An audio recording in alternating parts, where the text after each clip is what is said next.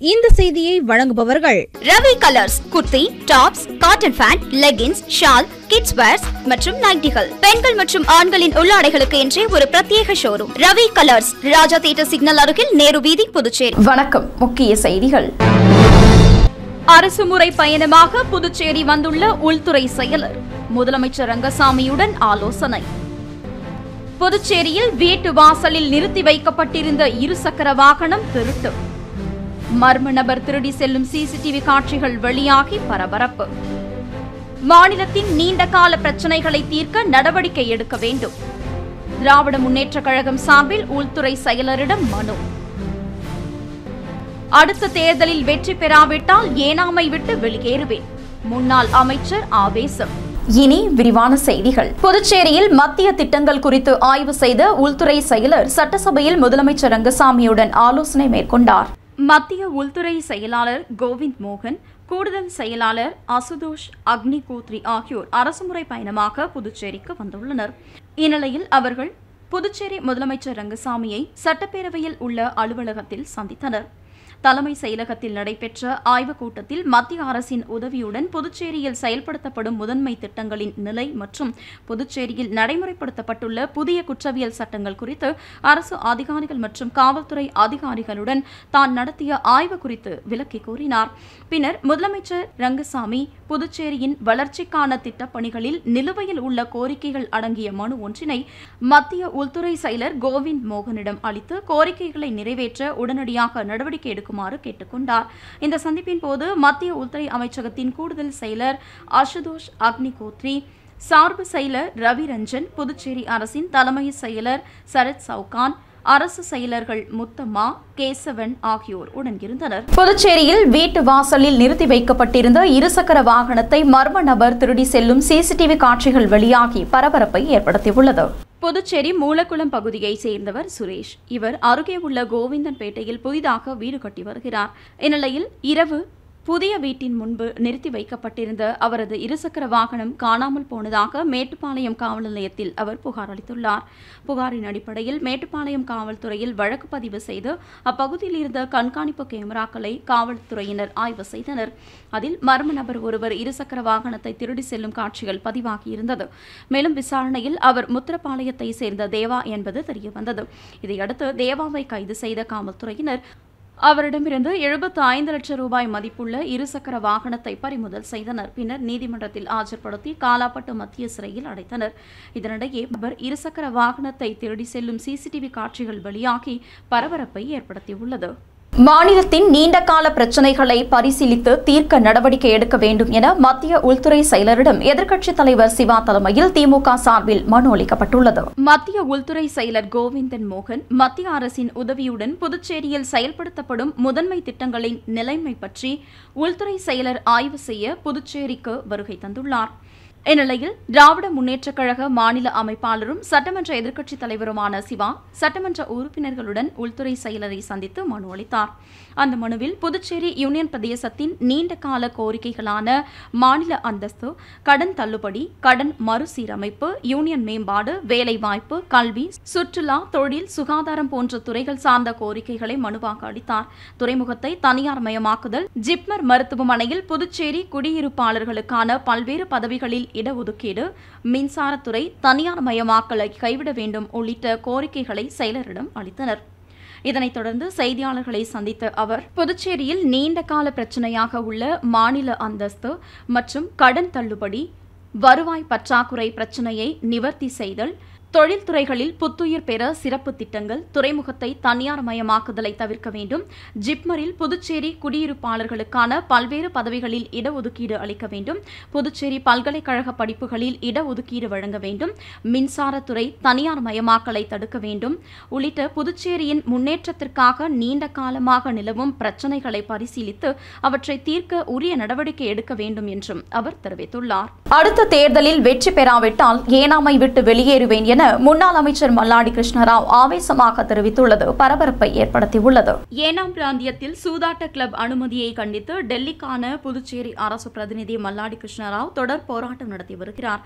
அவர் தனது ஆதரவாளர்களுடன் போராட்டம் நடத்தினார். அப்போது அவர் ஏனாமில் கடந்த 25 ஆண்டுகளாக சட்டமன்ற உறுப்பினராக மக்கள் சேவையை செய்துள்ளேன். ஆனால் மணமகள் கிளப் என்ற பெயரில் ஒரு சூதாட்ட கிளப்பிற்கு கூட அனுமதி தந்தது கிடையாது.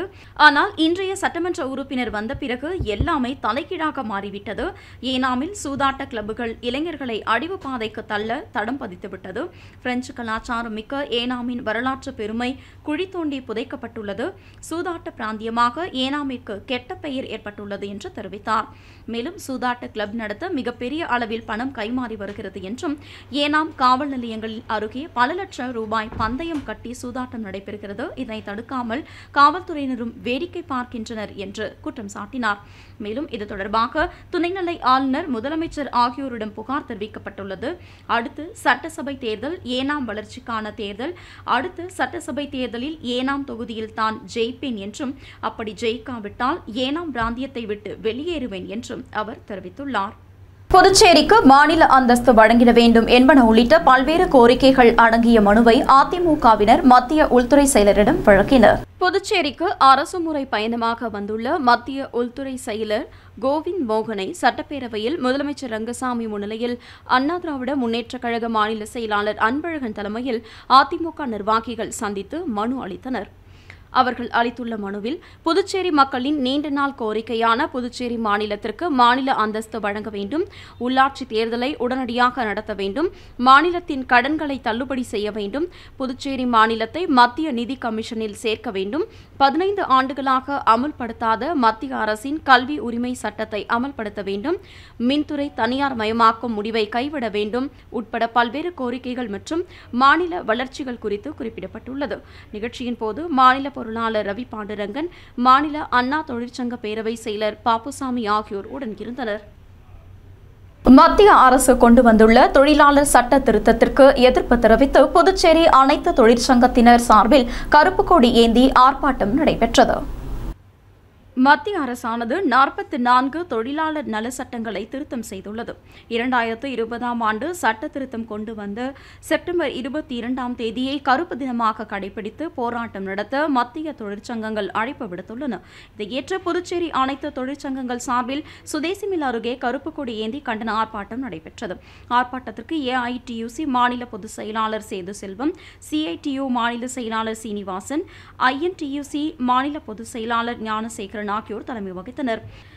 ஏஐசிசிடியு மாநில செயலாளர் புருஷோத்தமன், எல்எல்எஃப் மாநில செயலாளர் செந்தில், எல்எல்எஃப் செயலாளர் வேதா வேணுகோபால், ஏஐயூடியூசி மாநில செயலாளர் சிவகுமார், என்டிஎல்எஃப் மாநில தலைவர் மகேந்திரன் ஆகியோர் முன்னிலை வகித்தனர். ஏஐடியூசி தினேஷ் பொன்னையா, சந்திரசேகரன், தயாளன், முருகன் உள்ளிட்ட ஏராளமான தொழிலாளர்கள் பலர் கலந்து கொண்டு மத்திய அரசை கண்டித்து கோஷங்களை எழுப்பினர்.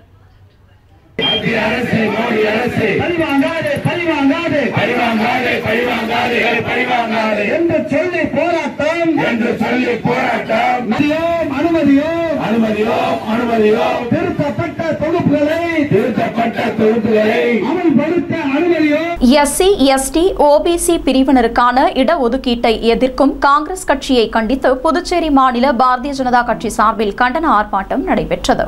எஸ்சி, எஸ்டி, ஓபிசி பிரிவினருக்கான இடஒதுக்கீட்டை எதிர்க்கும் காங்கிரஸ் அரசை கண்டித்து புதுச்சேரி மாநில பாரதிய ஜனதா கட்சி சார்பில் கண்டன ஆர்ப்பாட்டம் நடத்தப்போவதாக அறிவிக்கப்பட்டிருந்தது. அதன்படி கண்டன ஆர்ப்பாட்டம் புதுச்சேரி மாநில பாஜக தலைவர் செல்வகணபதி தலைமையில் அண்ணா சிலை சதுக்கத்தில் நடைபெற்றது. இந்த ஆர்ப்பாட்டத்தில் சிறப்பு அழைப்பாளராக பாரதிய ஜனதா கட்சி பட்டியல் அணி மேலிட பொறுப்பாளர் முகேஷ்குமார் கலந்து கொண்டு கண்டன உரையாற்றினார். தொடர்ந்து புதுச்சேரி மாநில பாஜகவின் பல்வேறு பிரிவுகளைச் சேர்ந்த 100க்கும் மேற்பட்ட தொண்டர்கள் மற்றும் நிர்வாகிகள் கலந்து கொண்டு கோரிக்கைகளை வலியுறுத்தி கண்டன கோஷங்களை எழுப்பினர்.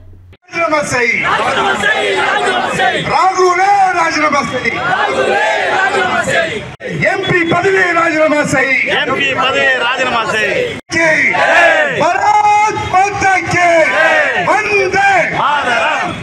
புதுச்சேரி மரப்பாலம் துணை மின் நிலையத்தில் மேற்கொள்ளப்படும் பராமரிப்பு பணிகள் காரணமாக அதனை சார்ந்த பகுதிகளில் செப்டம்பர் 24ஆம் தேதி மின்தடை ஏற்படும் என்று மின்துறை சார்பில் அறிவிக்கப்பட்டுள்ளது. புதுச்சேரி மின்துறை நிர்வாக பொறியாளர் விமல்குமார் வெளியிட்டுள்ள செய்திக்குறிப்பில், புதுச்சேரி மரப்பாலம் துணை மின் நிலையத்தில் இருந்து வரும் உயர் மின்னழுத்த பாதைகளில் கட்டுமான பணிகள் மேற்கொள்ளப்பட உள்ளது. இதனால் செப்டம்பர் 24ஆம் தேதி செவ்வாய்க்கிழமை காலை 10 மணி முதல் மதியம் 1 மணி வரை தேங்காய் திட்டு, அதனை சுற்றியுள்ள பகுதிகள், அம்பேத்கர் சாலை, வம்பாகரபாளையம், நேதாஜி நகர், அவ்வை நகர், எல்லைப்பிள்ளை சாவடி பகுதிகளான அண்ணா நகர், மோகன் நகர், சாரதாம்பாள் நகர், தந்தை பெரியார் நகர், ஞானப்பிரகாசம் நகர், சக்தி நகர், நூறடி சாலை பகுதிகளான ஜான்சி நகர், நடேசன் நகர், விக்டோரியா நகர், மறைமலை அடிகள் சாலை பகுதிகளான லெனின் வீதி, சாரம், ஆட்டுப்பட்டி, கோலாஸ் நகர் ஆகிய பகுதிகளில் மின்தடை ஏற்படும் என்று அறிவிக்கப்பட்டுள்ளது.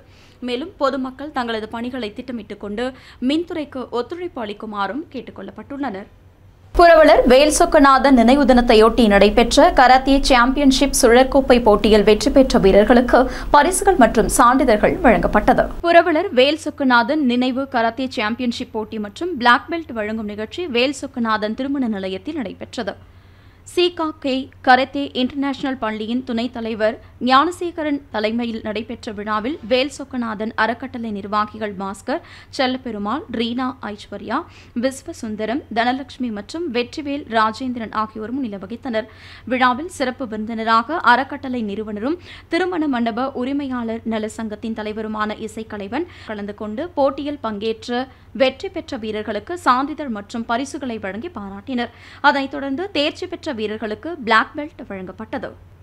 நிகழ்ச்சியின் நிறைவாக பேசிய அறக்கட்டளை நிறுவனர் இசைக்கலைவன், ஆண்டுதோறும் நடைபெறும் புரவலர் வேல்சொக்கநாதன் நினைவு சுழற்கோப்பை கராத்தே சாம்பியன்ஷிப் மற்றும் பிளாக் பெல்ட் வழங்கும் நிகழ்ச்சிக்கு மண்டபம் இலவசமாக வழங்கி வேல்சொக்கநாதன் அறக்கட்டளை மூலம் 10,000 ரூபாய் நன்கொடையாக வழங்கப்படும் என்றும் தெரிவித்துள்ளார். இனி வருவது புதுவையில் இன்றைய தங்கம் மற்றும் வெள்ளி விலை நிலவரம். இன்றைய தங்கம் வெள்ளி விலை விவரம். புதுவையில் இன்றைய தங்கம் வெள்ளி விலை விவரம் வழங்குபவர்கள் முத்து கோல்ட் ஹவுஸ், பாண்டிச்சேரி. தங்கம் 1 கிராம் 6,980 ரூபாய். இன்றைய தங்கம் வெள்ளி விலை விவரம். வெள்ளி 10 கிராம் 950 ரூபாய். இத்துடன் AMN செய்திகள் நிறைவடைந்தன. வணக்கம். புதுச்சேரி உங்கள் AMN டிவி செய்திகளை யூடியூபில் உடனுக்குடன் காண AMN டிவி பாண்டிச்சேரி சேனலை சப்ஸ்கிரைப் செய்யுங்கள். பெல் பட்டனை மறக்காமல் கிளிக் செய்யுங்கள்.